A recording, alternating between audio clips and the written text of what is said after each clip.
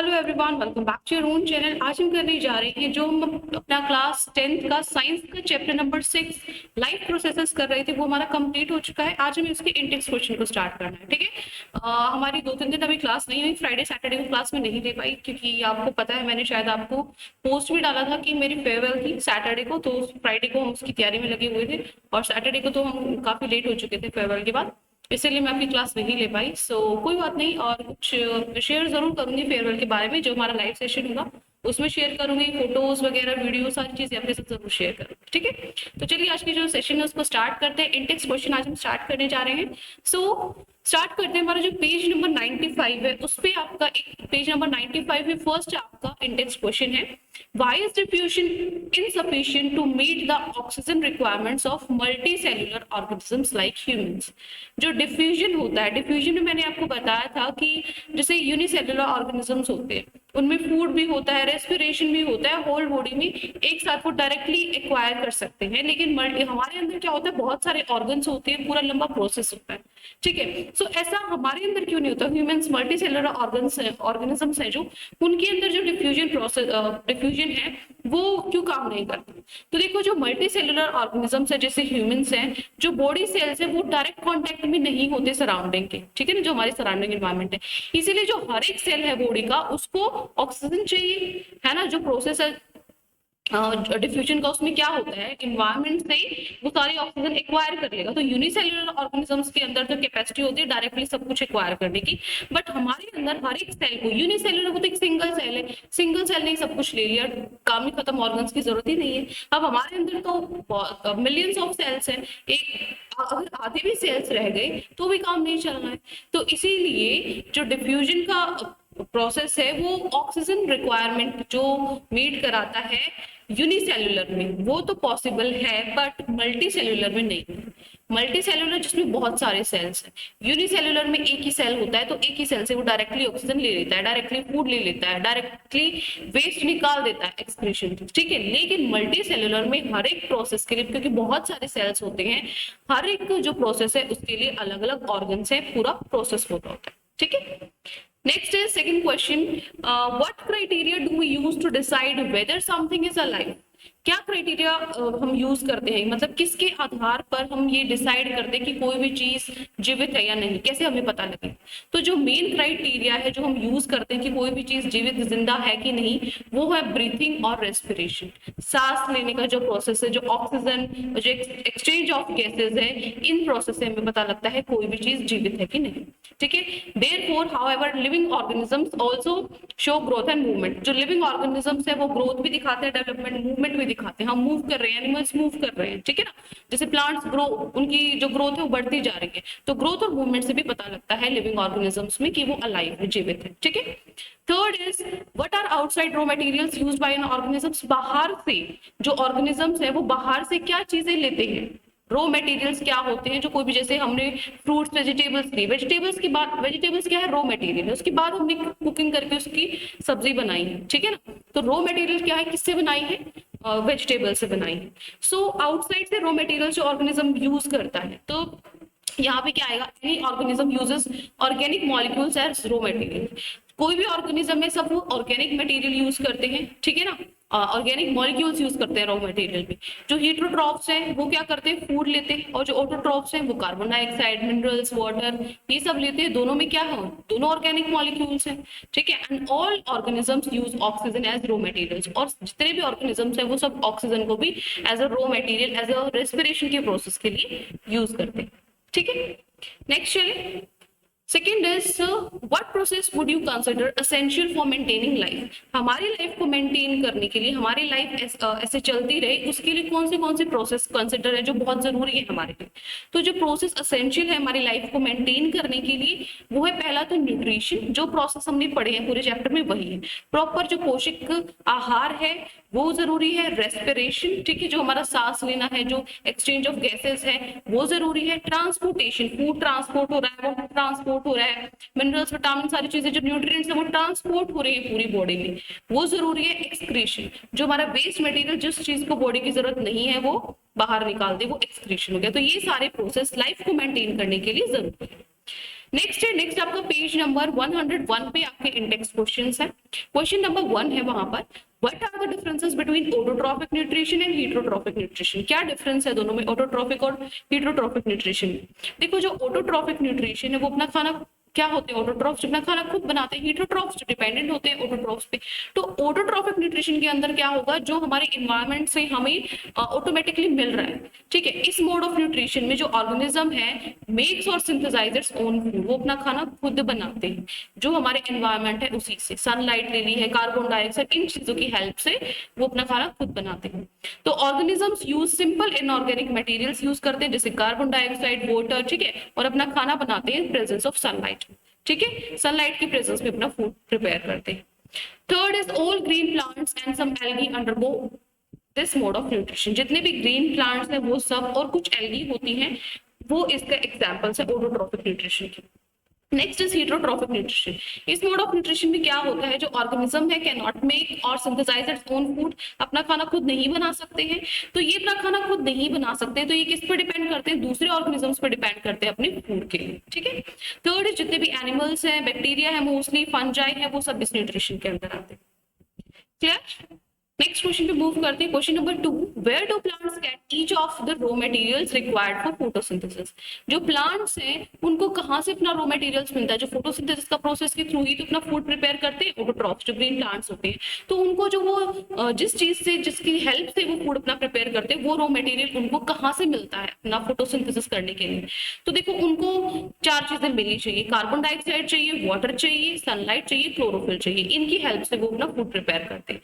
तो carbon dioxide क्या करते हैं, जो प्लांट्स है उनको कार्बन डाइऑक्साइड मिलती है इन्वायरमेंट से, एटमॉस्फेयर, हवा में बहुत सारी गैसेस है, नाइट्रोजन, ऑक्सीजन, कार्बन डाइऑक्साइड। तो वहां से वो क्या ले लेते हैं, कार्बन डाइऑक्साइड ले लेते हैं स्टोमेटा के थ्रू। स्टोमेटा मैंने आपको बताया था इस तरीके का, आपका यहाँ पे जैसे गार्ड सेल्स होते हैं ये, ठीक है, ये गार्ड सेल्स होते हैं। तो ये जो बीच वाला पोर्शन है ये खुल जाता है एक्सचेंज ऑफ गैसेस के लिए, गैसेस आ जा सके, ठीक है। और जब ये क्लोज हो जाता है, जब वो अपना प्रिपेयर कर लेते हैं, ठीक है, जब जरूरत नहीं होती।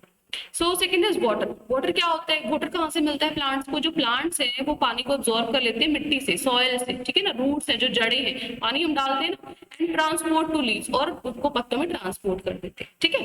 Next is sunlight. Sunlight directly में कहाँ से मिलती है, फ्रॉम द सन मिलती है।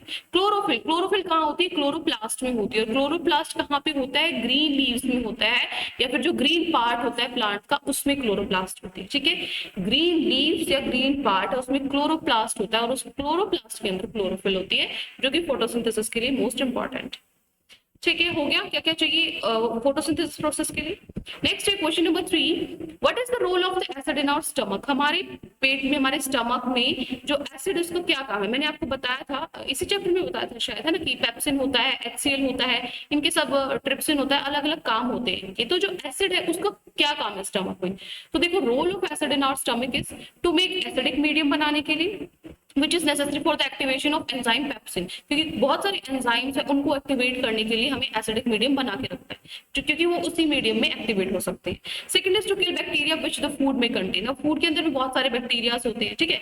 हम अच्छा खाना तो खाते नहीं, आजकल तो बिल्कुल नहीं खाते, पिज्जा बर्गर सब चलता है, लेकिन वो बिल्कुल हमारी बॉडी के लिए हेल्दी नहीं है। फिर भी हम ठीक रहते हैं, है ना। जब बहुत ज्यादा एक्सट्रीम हो जाता है तब हमारी हेल्थ डिग्रेड करती है, तब हमारी हेल्थ खराब होती है। तो जो बैक्टीरिया है उनको हमारे अंदर एसिड जो होता है वो किल कर देता है, इसीलिए हमारी बॉडी जो नॉर्मल ठीक रहती है, ठीक है।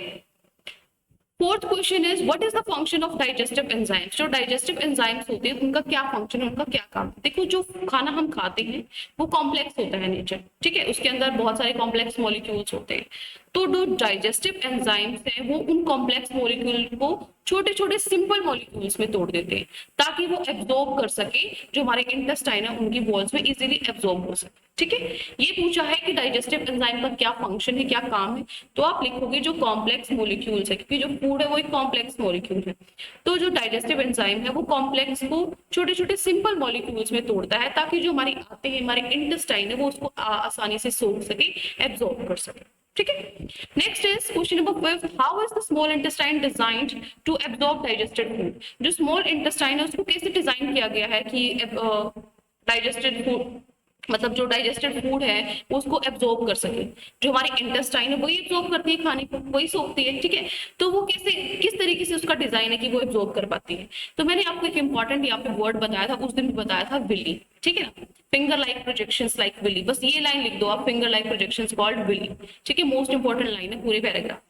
तो जो स्मॉल इंटेस्टाइन है उसका जो डिजाइन है वो इस तरीके से, ताकि ज्यादा से मैक्सिमम जो एरिया है वो एब्जॉर्ब कर सके डाइजेस्टेड फूड को, जो खाना पच चुका है उसको एब्जॉर्ब कर सके और उसको ट्रांसफर कर सके ब्लड में, ताकि सर्कुलेशन हो जाए पूरी बॉडी के अंदर, ठीक है। हर एक सेल को एनर्जी चाहिए, राइट। सो मैक्सिमम से मैक्सिमम एब्जॉर्ब करके पूरे ब्लड में सर्कुलेट हो सके, इसलिए इस तरीके से डिजाइन है स्मॉल इंटेस्टाइन का। तो इस चीज के लिए, इस पर्पस के लिए, जो इनर लाइनिंग है ना स्मॉल इंटेस्टाइन की, जो स्मॉल इंटेस्टाइन की जो अंदर पतली परत है, उसमें बहुत सारे फिंगर लाइक प्रोजेक्शंस है। जैसे ये है ना आपकी परत, इस पे ऐसे फिंगर लाइक प्रोजेक्शन, ऐसे फिंगर लाइक प्रोजेक्शंस है जिनको हम विली कहते हैं। जो ये विली है ये बहुत ज्यादा इसमें ब्लड वेसल से होती है, ठीक है, जो सबसे ज्यादा से ज्यादा एब्जॉर्ब कर सकती है फूड को, ठीक है, to each and every cell of the body. Clear है। क्योंकि जो विली है, क्या इसका रीजन है, स्मॉल इंटेस्टाइन के अंदर विली होती है जो बहुत ज्यादा, जिनके अंदर फूड वेसल्स होते हैं जो ज्यादा से ज्यादा एब्जॉर्ब कर सकती है फूड को हर एक सेल की बॉडी के लिए, ठीक है। नेक्स्ट इज क्वेश्चन नंबर 1, आपका पेज नंबर 105 पे है question number first. What advantage over an aquatic organisms does the terrestrial organism have with regard to obtaining oxygen for respiration. Question क्या है, क्या एडवांटेज है। आपने देखा होगा कि जो पानी में ऑर्गेनिजम्स है जैसे फिश वगैरह होगी, और जो लैंड टेरेस्ट्रियल क्या होता है, टेरेस्ट्रियल जो लैंड पे, जैसे हम एनिमल्स हैं, हम ह्यूमंस हैं, ठीक है ना, हम हैं, तो हमारे लिए ऑक्सीजन को ऑब्टेन करना, हमारे लिए ऑक्सीजन लेना आसान है। लेकिन जो एक्वेटिक ऑर्गेनिजम्स है उनको कम एडवांटेज है, ठीक है, उनका ये थोड़ा सा नुकसान है, ठीक है, कि वो पानी में रहते हैं तो उनको ऑक्सीजन लेने में थोड़ी सी प्रॉब्लम होती है। मतलब ये क्या रीजन है इस चीज का। तो देखो जो एक्वेटिक ऑर्गेनिजम्स है, एक्वेटिक ऑर्गेनिजम्स जो पानी में रहते हैं वो ऑक्सीजन को यूज करते हैं डिसॉल्व इन सराउंडिंग वाटर। जो पानी के अंदर ऑक्सीजन है सिर्फ उसको यूज करते हैं एक्वेटिक ऑर्गेनिजम्स, क्योंकि वो पानी में ही रहते हैं, ठीक है। Since air dissolved in water has Fairlie low concentration of oxygen. अब जो ऑक्सीजन हमारी एयर में होती है ना वो ज्यादा होती है, जो पानी में ऑक्सीजन होता है वो कम होता है, ठीक है, as compare to atmosphere. Atmosphere में ज्यादा ऑक्सीजन होती है, पानी में कम ऑक्सीजन होती है, ठीक है, इसलिए में पानी में सांस नहीं आता। तो आपने देखा होगा जब पानी में नीचे जाते हैं समुद्र वगैरह में, तो सिलेंडर, ऑक्सीजन सिलेंडर लेके रखते हैं, मुंह को कवर करके रखते हैं ताकि ज्यादा से ज्यादा ऑक्सीजन ले सके, राइट। सो जो एयर डिसॉल्व होती है पानी में उसकी कंसंट्रेशन लो होती है, कम होती है वो। तो जो एक्वेटिक ऑर्गेनिजम्स है उनको जल्दी जल्दी सांस लेना पड़ता है, उनका जो रेट ऑफ ब्रीथिंग है वो ज्यादा होता है, ठीक है ना। तो जो टेरेस्ट्रियल ऑर्गेनिजम्स है वो ऑक्सीजन क्या कर लेते हैं, एटमोस्फेयर से ले लेते हैं, एटमोस्फेयर में तो बहुत ज्यादा ऑक्सीजन है, ठीक है। रेस्पिरेटरी जो ऑर्गन्स है उनकी हेल्प से वो ऑक्सीजन डायरेक्टली एटमोस्फेयर से ले लेते हैं, इसीलिए हमें कम ब्रीथिंग रेट की, हमारा जो ब्रीथिंग रेट है वो कम है एक्वेटिक ऑर्गेनिज्म से। एक्वेटिक ऑर्गेनिजम्स को जल्दी जल्दी सांस लेना पड़ता है, अपने फिश है जो उसको ध्यान से देखना पड़ता है, ठीक है। So ये हो गया आपका क्वेश्चन नंबर फर्स्ट 105 पेज पे। नेक्स्ट है question number 2, what are the different ways in which glucose is oxidised to provide energy in various organisms. क्या अलग अलग तरीके हैं जिससे जो ग्लूकोज है वो ऑक्सीडाइज हो जाती है ताकि वो ऑर्गेनिजम्स है उसमें एनर्जी प्रोवाइड कर सके। ये मैंने आपको डायग्राम के साथ समझाया था, ठीक है, लेकिन ये प्रोसेस लिखना भी पड़ेगा, 5 मार्क्स में भी आ सकता है, ठीक है।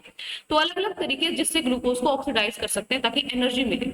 सो जो फर्स्ट स्टेप है ब्रेक डाउन ऑफ ग्लूकोज का, ग्लूकोज क्या होता है, 6 कार्बन मॉलिक्यूल होता है ना, 6C6H12O6 होता है, ये ग्लूकोज होता है। तो 6 कार्बन मॉलिक्यूल से C6 है, तो 6 कार्बन मॉलिक्यूल है जो ग्लूकोज, उसको तोड़ने के लिए, ठीक है, ये जो प्रोसेस होता है तोड़ने का, ये कहाँ पे होता है, साइटोप्लाज्म में होता है, ठीक है। जो ऑर्गेनिजम्स का सेल के अंदर जो साइटोप्लाज्म है उसके अंदर ये प्रोसेस होता है। तो जो ये प्रोसेस है यील्ड्स अ 3 carbon molecule compound called pyruvate. तो जो ब्रेकिंग डाउन होती है, तो जो ये 6 कार्बन मॉलिक्यूल है, ठीक है, जो 6 कार्बन मॉलिक्यूल है ये कार्बन 3 में, ठीक है ना, 3 मॉलिक्यूल कार्बन में कन्वर्ट हो जाता है, जिसको हम क्या बोलते हैं, पायरुवेट बोलते हैं, ठीक है।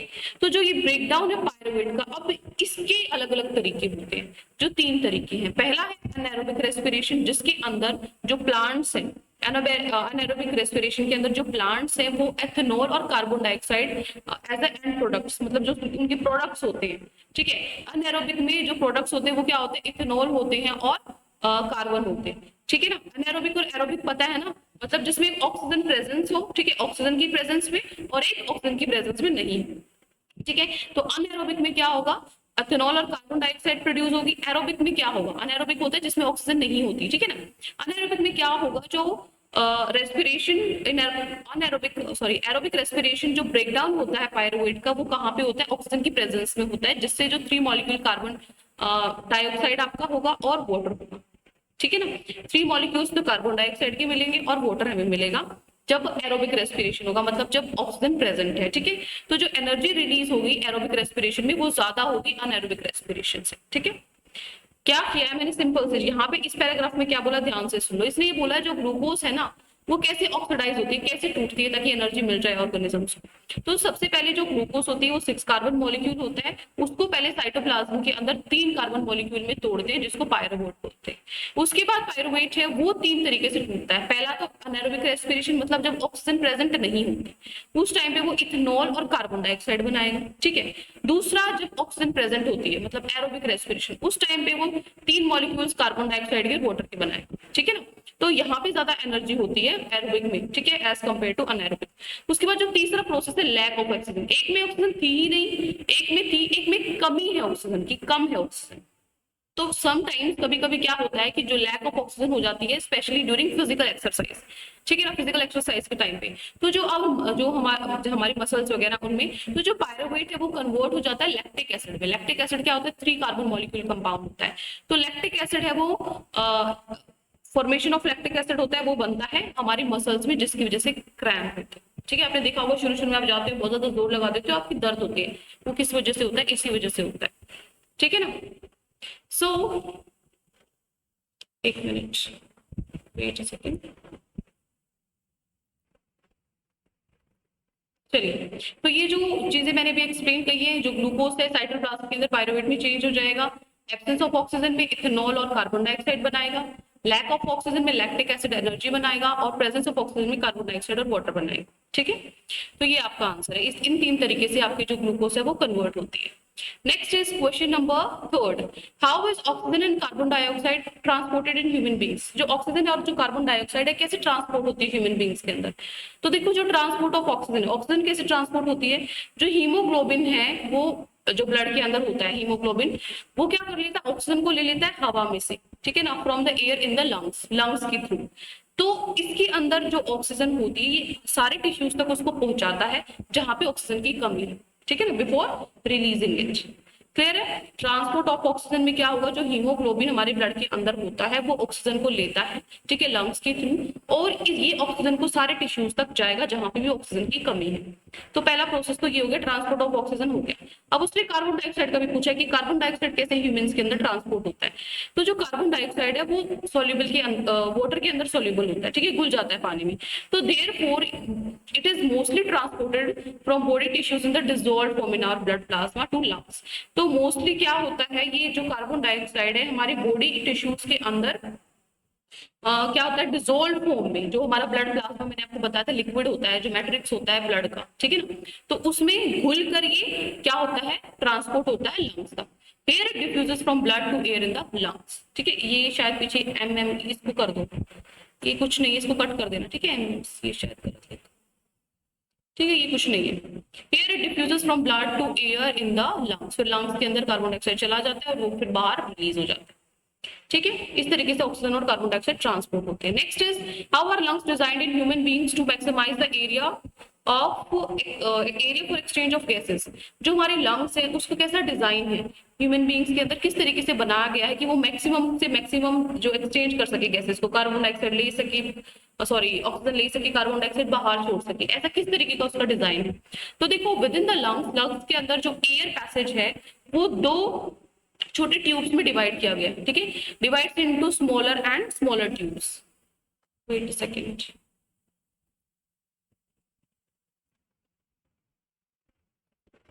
ओके। सो जो लंग्स है, लंग्स के अंदर जो एयर का पैसेज है, मतलब जो एयर है वो 2 ट्यूब्स में से जाती है, ठीक है, जिसको हम क्या बोलते हैं? Bronchi, which in term form bronchioles. जो ब्रोंची ही आगे क्या बनाती है? ब्रोंचियल्स बनाती है। तो जो ये ब्रोंचियल्स होते हैं ये क्या कर लेते हैं? टर्मिनेट इन बैलून लाइक स्ट्रक्चर्स, मतलब इस तरीके से ब्रोंचियल्स हो गई, उसके बाद ये आप यहाँ पे ऐसे एंड होती है, तो ये क्या होती है? ब्रोंचियल्स होती है। ये क्या होता है? बैलून लाइक स्ट्रक्चर होता है जिसको हम क्या बोलते हैं? एल्वोली बोलते हैं। एल्वोली का मैंने आपको बताया था, लंग्स के अंदर ये होती है, ज्यादा से ज्यादा गैसेज एक्सचेंज इन्हीं के थ्रू होता है, क्योंकि जो एल्वोली है उसकी थिन वॉल्स होती हैं और ब्लड वेसल्स के साथ इनका बहुत अच्छा नेटवर्क है, जिसकी वजह से जो गैसेज है वो जल्दी से एक्सचेंज हो जाते हैं। ठीक है, नेक्स्ट है क्वेश्चन नंबर आपका पेज नंबर 110 पे है। Question number first, what are the components of the transport system in human beings, what are the functions of this components. क्या कंपोनेंट्स है ट्रांसपोर्ट सिस्टम के ह्यूमन बीइंग्स के अंदर, और क्या फंक्शंस, जो फंक्शंस है इन कंपोनेंट्स की क्या क्या है।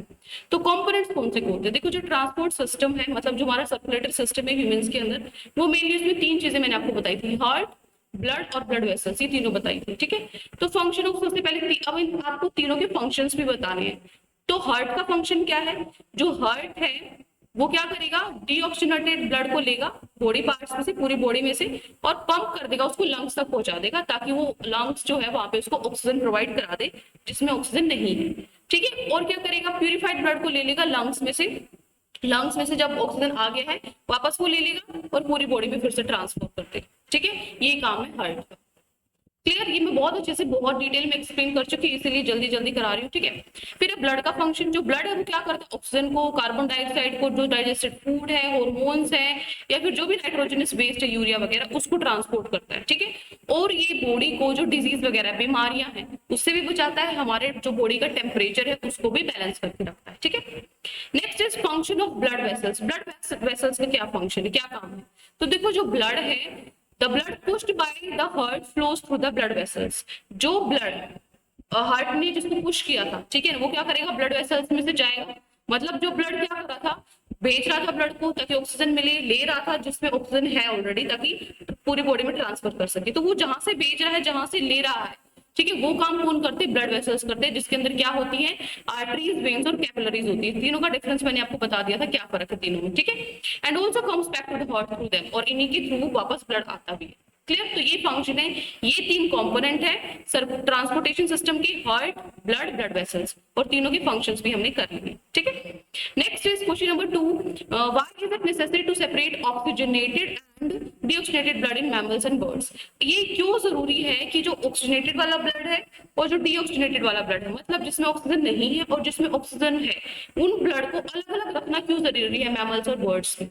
ठीक है, देखो जो सेपरेशन है इन दोनों का, ऑक्सीजनेटेड और डीऑक्सीजनेटेड ब्लड का, वो क्या करता है, जिस मतलब हमारी ऑक्सीजन को अच्छी सप्लाई देता है, ऑक्सीजन सॉरी हमारी बॉडी को अच्छी सप्लाई देता है ऑक्सीजन की। ठीक है, तो ये यूजफुल होता है एनिमल्स में जिनकी एनर्जी, जिनको ज्यादा एनर्जी चाहिए होती है। तो जो मैमल्स और बर्ड्स हैं उनको एनर्जी चाहिए ही होती है। ठीक है, तो उनको ऑक्सीजन चाहिए होती है अपनी एनर्जी लेने के लिए, ताकि वो अपनी मेंटेन, जो अपना टेम्परेचर है बॉडी का, उसको मेंटेन करके रख सके। ठीक है, क्योंकि हमें ज्यादा एनर्जी चाहिए होती है ना।